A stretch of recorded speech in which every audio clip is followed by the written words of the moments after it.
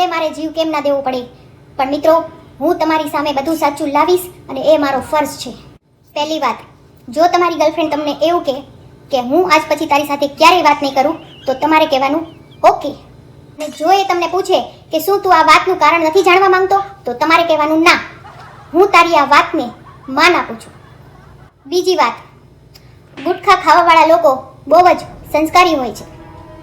એ લોકો ત્યાં સુધી પોતાનું મોઢું નથી ખોલતા જ્યાં સુધી ગુટખા કરતાં વધારે વાતની કિંમત હોય, નહીતર તો એ લોકો હામાં જ જવાબ આપે છે.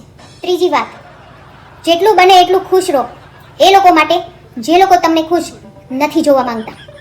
ચોથી વાત, ક્યારેય પોતાના માટે ખરાબ ના વિચારો, કેમ કે એ કામ ભગવાને આપણા પડોશી અને સગાવાલાઓને આપ્યું છે.